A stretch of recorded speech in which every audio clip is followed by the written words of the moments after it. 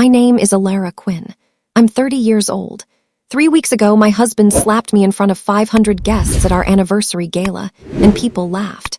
Not everyone, but enough to make it echo, enough to make it stay. My father-in-law had just toasted another woman as the future of the family while I sat at the same table. My mother-in-law handed me my third designer apron in 3 years like I was some kind of running joke. And my husband.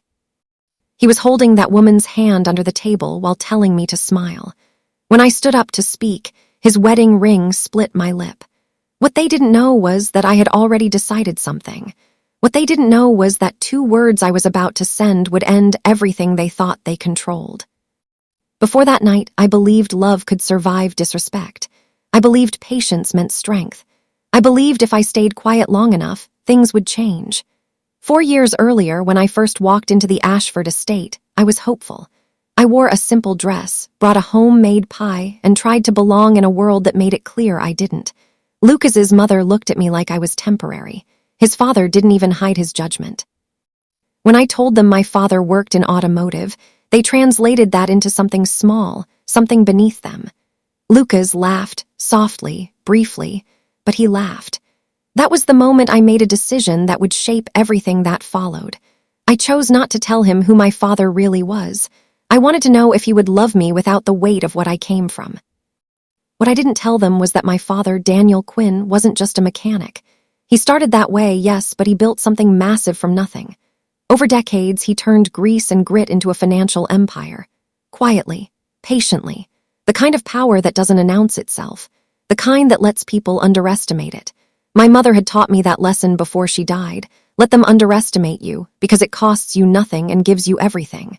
So I stayed quiet. Even when it hurt. Lucas proposed a year later. I said yes. His family demanded a prenup. I signed it without hesitation because I knew something they didn't. I had it reviewed by the best legal mind my father trusted. That's when I saw it, hidden in plain sight. Lucas's family company owed a massive loan to my father's firm. They were financially tied to the very man they mocked. I said nothing. I wanted to see how far this would go. I wanted to see who Lucas really was when it mattered. The years that followed were filled with small humiliations dressed as tradition. His mother gave me luxury aprons every Christmas, smiling like it was thoughtful. His father made jokes about my simple upbringing in front of guests. Lucas never stopped them. Sometimes he even joined them just enough to stay in his father's good graces. I started writing things down. Dates, words, moments.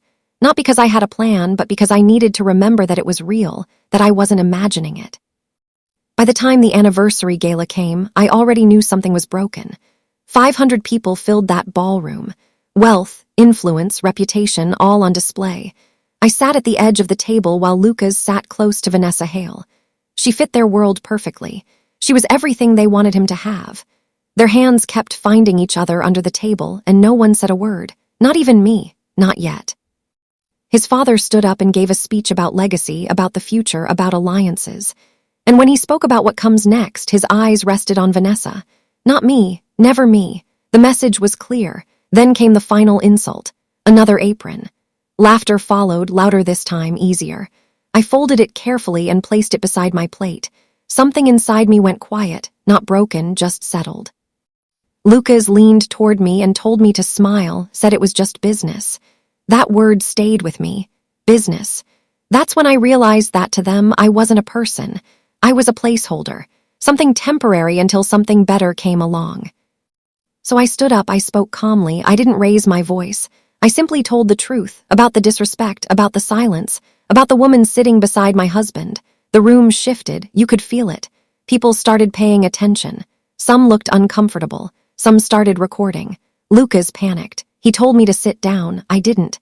He stepped closer, his voice tighter now, more desperate. And then he slapped me. It was sharp, clean, final. My lips split instantly. I tasted blood. And then laughter, not from everyone, but enough. Enough to confirm everything I had already understood. I didn't cry. I didn't react the way they expected. I smiled. Not because I was okay, but because in that moment I finally had clarity. I reached for my phone, steady, calm. I opened my messages and typed 2 words. Dad now. I pressed send and placed the phone on the table. The room didn't know what was coming. They thought the moment would pass, that it would dissolve into noise and alcohol and denial. For a few seconds, it almost looked like it might. Then the doors opened. My father walked in like he always does, unhurried, grounded, completely certain of who he is. He wasn't dressed like the people in that room, but somehow he carried more authority than all of them combined. Behind him were his legal advisors, quiet and precise. The shift in the room was immediate. The people who understood what power actually looks like went silent first. My father didn't shout. He didn't need to. He simply explained that Lucas's family business had been in violation of a major loan agreement for over a year, and that the loan belonged to him. You could feel the panic spread. His father tried to speak but couldn't. Lucas looked confused, lost, like he had just realized he never understood the world he thought he controlled. Documents were placed on the table. Legal, final, undeniable. My father gave them exactly what they had given me for 3 years. No mercy, just truth. I turned to Lucas and told him I would be filing for divorce in the morning. This time, no one laughed.